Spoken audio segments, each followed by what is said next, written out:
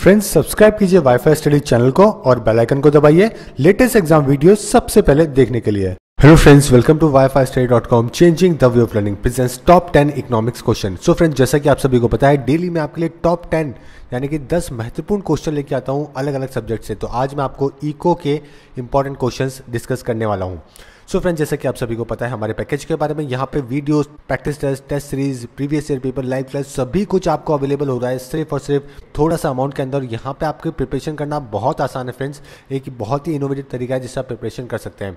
So friends, अगर आपको कोई डाउट है आप तो 7023333675 पे कॉल या फिर व्हाट्सअप कर सकते हैं। सो फ्रेंड्स, ये हमारा डेली वीडियो शेड्यूल है।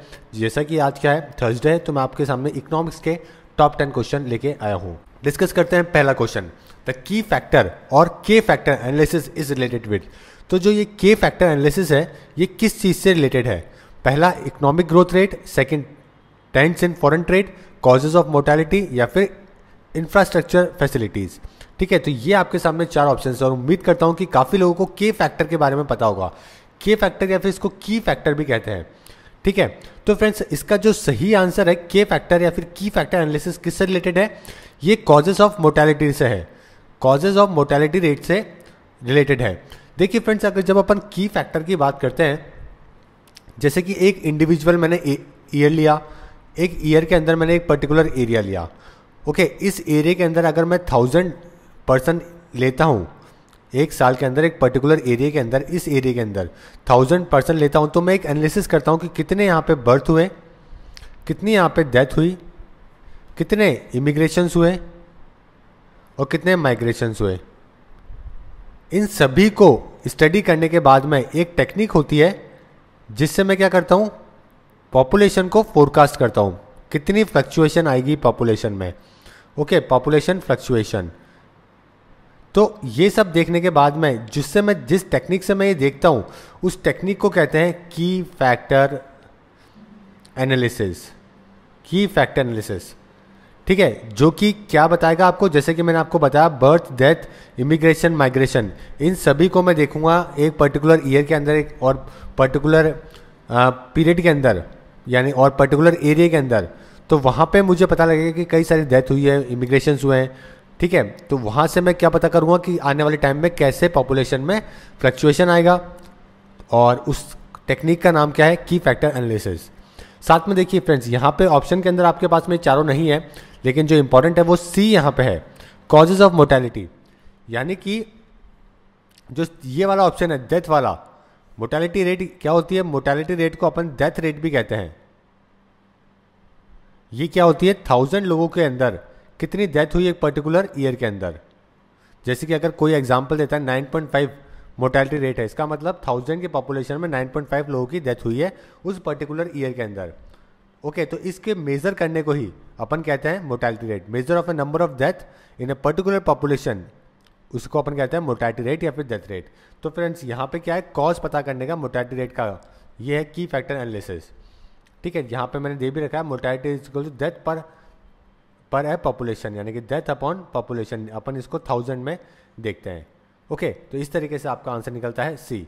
तो यहाँ पे आपको ध्यान रखना है, कल को के फैक्टर पूछा जाए और आपसे मोर्टेलिटी के अलावा भी बर्थ, माइग्रेशन, इमिग्रेशन ये ऑप्शन में हो, तो ये भी सही होंगे। ठीक है, क्योंकि ये टेक्निक है पॉपुलेशन में फ्लक्चुएशन को पता करने की। नेक्स्ट क्वेश्चन देखते हैं, अ metropolitan city is one which has a population size of more than 10 lakh, 15 lakh, 20 lakh या फिर 25 लाख। ओके, मेट्रोपॉलिटन सिटी की पॉपुलेशन जो है वो 10 लाख से ज़्यादा होती है, 15 लाख से ज़्यादा होती है, 20 लाख से या फिर 25 लाख से। ठीक है, कौन सी सिटी को अपन, कुल मिला के सवाल अपने यहाँ पे ये आता है कि कौन सी सिटी है जिसको अपन मेट्रोपॉलिटन सिटी का नाम देते हैं। ये इंपॉर्टेंट है, इकोनॉमिक्स में काफ़ी इंपॉर्टेंट है, आपको पता होना चाहिए कि मेट्रोपॉलिटन सिटी होती क्या है। देखिए फ्रेंड्स, अगर अपन इंडिया के अंदर बात करें तो मेट्रोपॉलिटन सिटी को अपन डिफाइन करते हैं having a population more than 1 million, 1 million और 10 लाख। 10 लाख से ज़्यादा की अगर पॉपुलेशन है किसी सिटी की, तो अपन उसको मेट्रोपॉलिटन सिटी कहते हैं।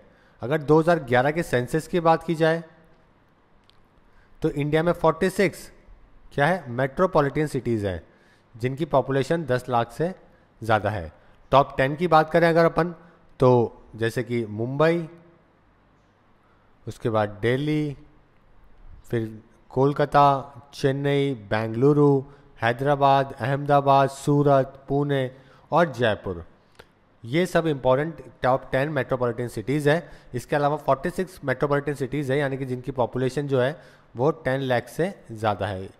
कुल मिला के मेट्रोपॉलिटन सिटीज़ इंडिया में क्या बोलेंगे, उन सिटीज़ को जहाँ की पॉपुलेशन 10 लाख से ज़्यादा है। साथ में यहाँ पे रेंट भी थोड़ा ज़्यादा होता है इन सिटीज़ के अंदर मेट्रोपॉलिटन, क्योंकि यहाँ पे हाउस रेंट अलाउंस प्रोविज़न लगता है। ये प्रोविज़न है, यानी कि अगर आप मेट्रो में रह रहे हो तो आपकी सैलरी भी ज़्यादा होगी, तो आपका अलाउंस है यानी जो रेंट है वो भी ज़्यादा होगा। ओके, तो आपका जो यहाँ पे आंसर है वो ए इसका आंसर है, 10 लाख। हालांकि कई सारी वेबसाइट्स के ऊपर आपको थोड़ा कंट्रोवर्शियल भी मिलेगा, इसके अंदर कई सारे बोलेंगे 20 लाख, लेकिन इंडिया के अंदर इसको 10 लाख ही माना जाता है। नेक्स्ट क्वेश्चन देखते हैं। Under perfect competition the entrepreneur power of control over the price of a community is. तो देखिए फ्रेंड्स, थोड़ा सा ये जनरल क्वेश्चन है, इसके अंदर आपको कुछ पढ़ने की जरूरत नहीं है। ऐसा नहीं कि कुछ थ्योरेटिकल क्वेश्चन है, ये सिर्फ एक प्रैक्टिकल क्वेश्चन है कि जब परफेक्ट कंपटीशन होएगा तो एंटरप्रेन्योर के पास में power of control over the price of a community, community की जो प्राइस है उसको कंट्रोल करने की पावर कितनी होगी।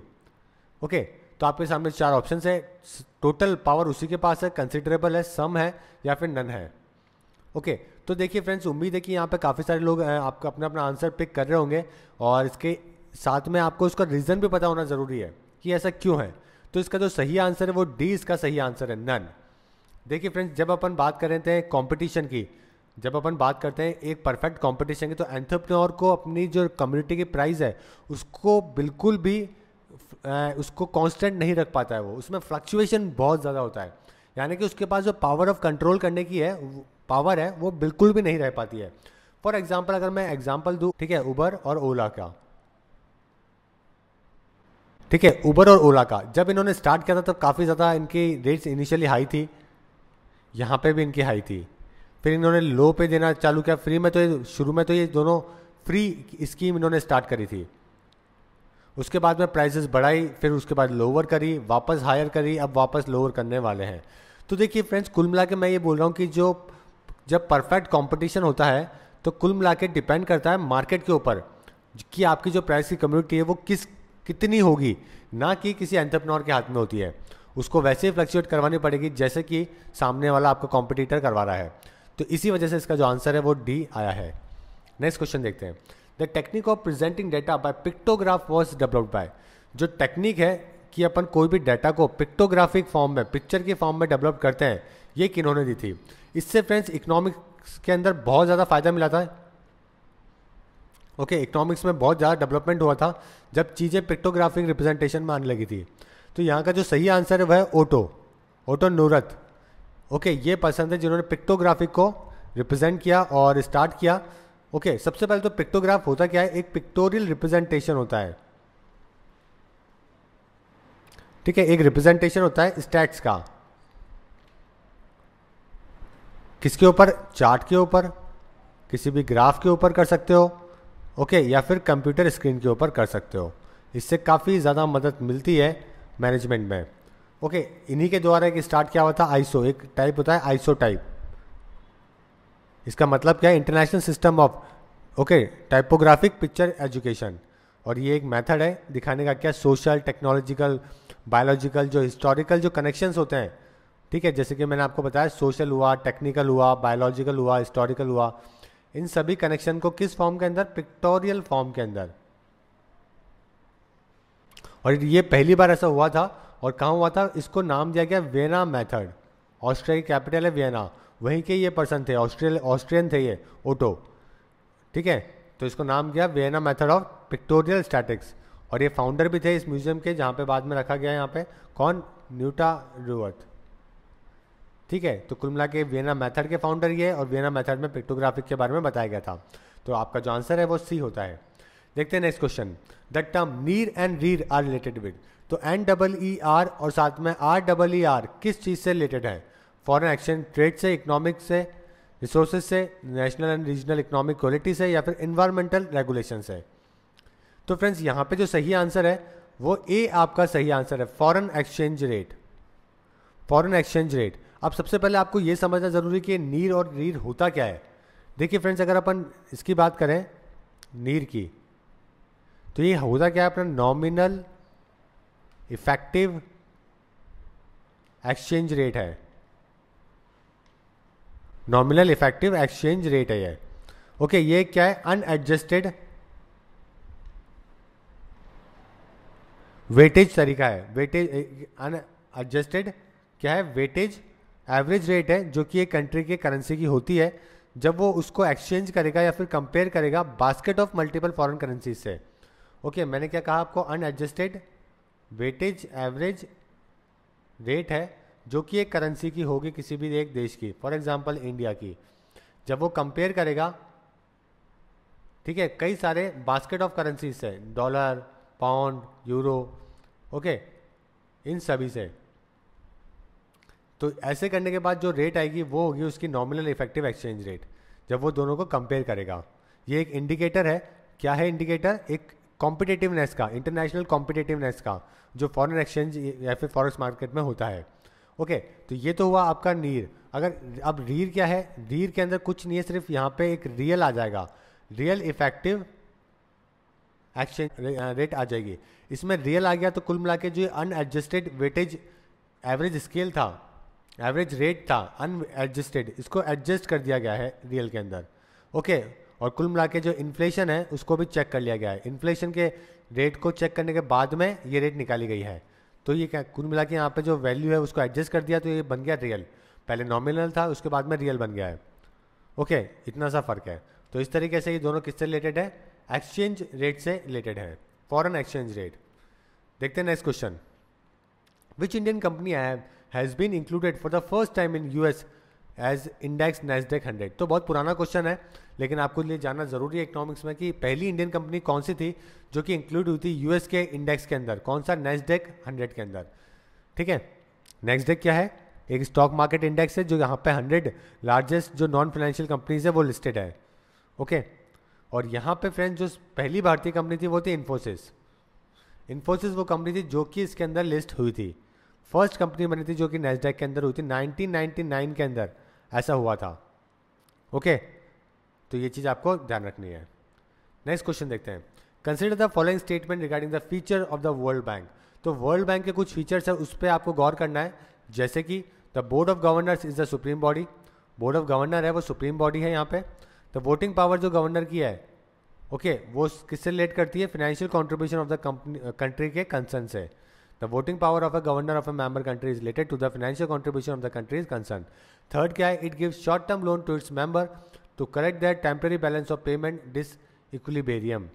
ओके, यानी कि वो शॉर्ट टर्म लोन प्रोवाइड करता है मेंबर्स को उसके, ताकि वो टेम्पररी जो बैलेंस ऑफ पेमेंट है उसको मैनेज कर सके। ठीक है, तो ये आपके सामने तीन ऑप्शंस है। तो फ्रेंड्स इसका जो सही आंसर है वो बी इसका सही आंसर है। ओके, 1 और 2। तो फ्रेंड्स यहाँ पे डी ऑप्शन नहीं है। अगर डी ऑप्शन भी अगर होता तो नन ऑफ दीज अपन कंसिडर कर सकते थे।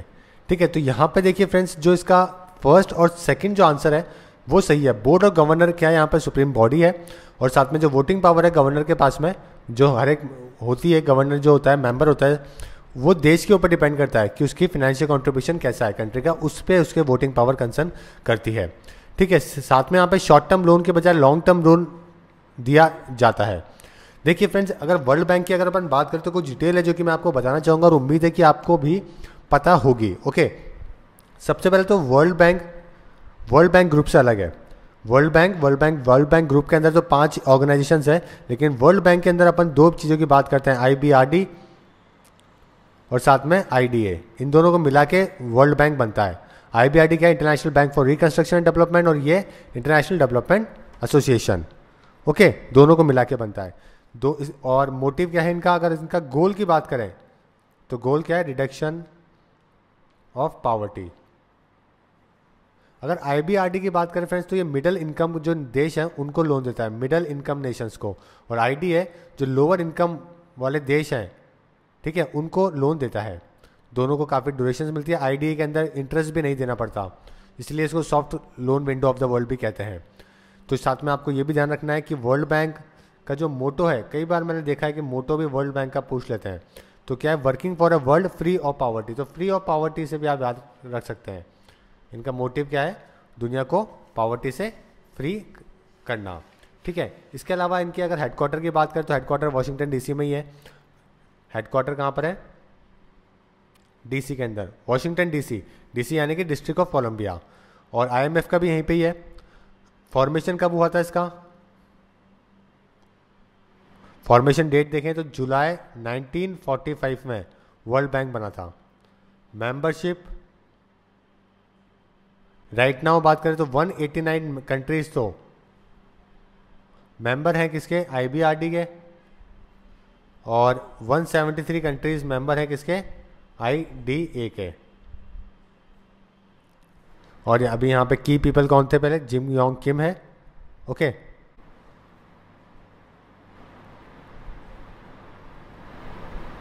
जिम योंग किम ये कौन है? की पीपल है और साथ में प्रेसिडेंट है। राइट नाउ भी यही है। सो आपको ये इन्फॉर्मेशन ध्यान रखनी है, ये सब इंपॉर्टेंट है। इनकी formation date, membership, Jim Yong Kim, okay, ये सब इंपॉर्टेंट है। इसके अलावा अगर वर्ल्ड बैंक ग्रुप में आपसे डिस्कस कर रहा था, वर्ल्ड बैंक ग्रुप की बात कर रहा था, तो देखिए वर्ल्ड बैंक और वर्ल्ड बैंक ग्रुप में डिफरेंस है। वर्ल्ड बैंक ग्रुप की अगर बात की जाए तो वहाँ पे 5 ऑर्गेनाइजेशन है, जैसे कि आईबीआरडी भी है, साथ में आईडीए भी है, इसके अलावा आईएफसी भी है, इंटरनेशनल फाइनेंशियल कॉर्पोरेशन, मीगा है, okay, multilateral investment guarantee agency, उसके बाद है आईसीएसआईडी, ओके, इसका पूरा है international centre for settlement of investment dispute. तो आईडी और आईबीआरडी को दोनों मिला के अपन ने वर्ल्ड बैंक बनाया। आईएफसी इंटरनेशनल फाइनेंशियल कॉर्पोरेशन ये प्राइवेट आर्म्स को लोन देती है। मीगा क्या करती है? गारंटी देती है इन्वेस्टमेंट को लेकर दूसरे देशों के अंदर। और ये किसके लिए? डिस्प्यूट के लिए। अगर कहीं डिस्प्यूट हो जाता है तो वहाँ पे सॉल्व करने के लिए आते हैं। ओके, साथ में आपको ये भी ध्यान रखना है कि वर्ल्ड बैंक किससे बना था? 1944 में एक ब्रेटन वुड कॉन्फ्रेंस हुई थी, ब्रेटन वुड कॉन्फ्रेंस। तो यहाँ पे आईएमएफ का फॉर्मेशन भी तभी हुआ था। तो ये चीज़ आपको ध्यान रखनी, दोनों साथ में बनी थी। और अगर ट्रेडिशनली बात की जाए तो वर्ल्ड बैंक का जो प्रेसिडेंट है वो हमेशा अमेरिकन ही रहा है। ओके, और दोनों ही आईएमएफ और वर्ल्ड बैंक दोनों ही क्लोजली एक दूसरे से साथ में काम करते हैं। नेक्स्ट क्वेश्चन देखते हैं। Effective demand is that level of demand eight विच। तो इफेक्टिव डिमांड है ना, डिमांड जो होती है अपनी, वो किस लेवल की डिमांड होती है? देखिए, एग्रीगेट डिमांड ज़्यादा होती है इसमें एग्रीगेट सप्लाई से, डिमांड एग्रीगेट कम होती है एग्रीगेट सप्लाई से, दोनों इक्वल होती है, या फिर आउटपुट इसके अंदर मैक्सिमम होता है। तो ये आपका सवाल है। तो फ्रेंड्स इसका जो सही आंसर है वो सी इसका सही आंसर है। एग्रीगेट डिमांड जो होती है वो इक्वल होती है एग्रीगेट सप्लाई के। देखिए इफेक्टिव वर्ड लगा है इसके आगे। इफेक्टिव डिमांड की अगर मैं बात कर रहा हूँ तो ऐसी डिमांड जो कि बहुत ही इफेक्टिव है, यानी कि अगर मेरे पास कोई भी चीज़ पड़ी है, मैंने फॉर एग्जांपल अगर किसी एक बल्ब की 100 यूनिट मैंने प्रोड्यूस करी, मेरी फैक्ट्री में मैंने 100 यूनिट प्रोड्यूस करी एक बल्ब की, 100 बल्ब प्रोड्यूस करे, और डिमांड कैसी है? इफेक्टिव है। यानी कि मैंने 100 अगर करी है तो मेरी बल्ब की डिमांड भी कैसी होगी? इफेक्टिव होगी। डिमांड भी इफेक्टिव होगी, साथ में सप्लाई भी इफेक्टिव होगी, क्योंकि मैंने इसको बना के रखा हुआ है, मुझे इसको घर पे रखने की ज़रूरत नहीं है ज़्यादा टाइम तक।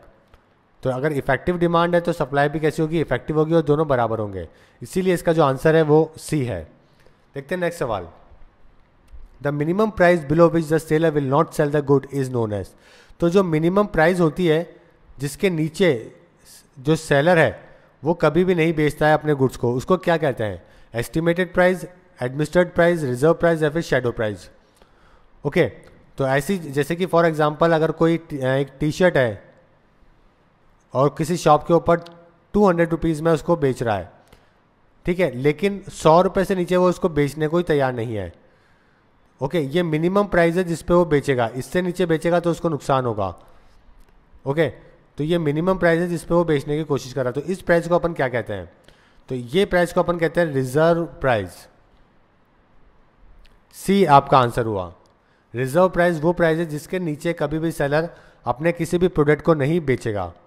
जैसे कि कल को कोई ऑक्शन होती है कोई चीज़, ये जगह ये जो ज़्यादातर जो चीज़ आती है रिजर्व प्राइस वर्ड आता है वो ऑक्शन के में आता है। ओके, जैसे कि किसी ने कोई ऑक्शन किया किसी भी चीज़ का, किसी भी पेंटिंग का, तो एक रिजर्व प्राइस होती है, उसके नीचे उसको कभी नहीं बेचना होता है। और जब ऑक्शन चालू होता है तो वो इस रिजर्व प्राइस से भी नीचे से चालू होता है मोटिवेट करने के लिए, और जाते जाते ऊपर जाती है उसकी वैल्यू। लेकिन कल को उसको बेचना है तो यहाँ आके उसको रोकना ही पड़ेगा बेट को, इसके आगे वो नहीं, इसके नीचे वो नहीं जा सकता है। ओके, तो ये चीज़ है रिजर्व प्राइस। देखते हैं अच्छा लास्ट सवाल। The cause of difference between GDP and NDP. तो कॉज क्या है डिफरेंस होने का वजह क्या है जीडीपी और एनडीपी के अंदर। तो फ्रेंड्स उम्मीद करता हूँ जीडीपी और एनडीपी आपको दोनों के बारे में पता होगा। यहाँ पे जो सही आंसर होगा वो बी सही आंसर होगा। जो डिफरेंस है जीडीपी और एनडीपी के अंदर वो डेप्रिसिएशन का ही है। डेप्रिसिएशन माइनस करने के बाद में क्या होता है, ओके, एनडीपी आता है। अब देखिए फ्रेंड, जीडीपी तो आपको पता ही है, अगर किसी भी देश की इकोनॉमी पता करनी है अपने को तो अपन उसकी जीडीपी पता करते हैं, ठीक है। ये क्या है, प्राइमरी इंडिकेटर होता है। जीडीपी की अगर मैं बात करूं तो ये क्या है, एक प्राइमरी इंडिकेटर है इकोनॉमिक डेवलपमेंट का, ओके। प्राइमरी इंडिकेटर किसका, इकोनॉमिक डेवलपमेंट का। जब मैं इकोनॉमिक ग्रोथ की बात करूंगा तब तो पर कैपिटा इंडेक्स होएगा, पर कैपिटा इनकम होएगा, ओके। लेकिन जब मैं इकोनॉमिक डेवलपमेंट की बात करूंगा तो जीडीपी आएगा इकोनॉमिक डेवलपमेंट का। और क्या कैसे इसको अपन डिफाइन करते हैं, टोटल मार्केट वैल्यू पता करते हैं अपन, टोटल मार्केट वैल्यू, ठीक है, जो भी अपन ने ऑफिशियली प्रोड्यूस करी है किसकी, प्रोडक्ट्स और सर्विसेज की, और एक स्पेसिफिक टाइम के अंदर। तो इससे मैं निकालूंगा जीडीपी, ओके। और जीडीपी देश की कैसे चल रही है, अच्छी चल रही है कि नहीं चल रही है, ये अपन प्रीवियस ईयर से कंपेयर करते हैं। जब एनडीपी की मैं बात करता हूं तो इसमें से अपन क्या करते हैं, डेप्रिसिएशन कर देते हैं जीडीपी की वैल्यू।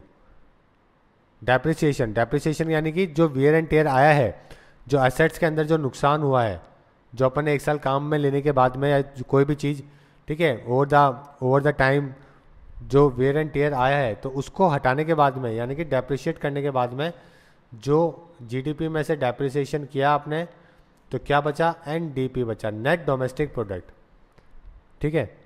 और इसके अंदर गैप जितना कम होगा उतना ही देश की इकोनॉमी को फ़ायदा होगा, यानी कि इकोनॉमी बहुत ही अच्छे लेवल पे है अगर इन दोनों के बीच में, एनडीपी और जीडीपी के बीच में गैप बहुत कम है। तो ये सारी इन्फॉर्मेशन थी जो कि आपको ध्यान रखनी है, और ये इकोनॉमिक्स के अपने 10 महत्वपूर्ण क्वेश्चन थे जो कि आपको हमेशा ध्यान रखने हैं।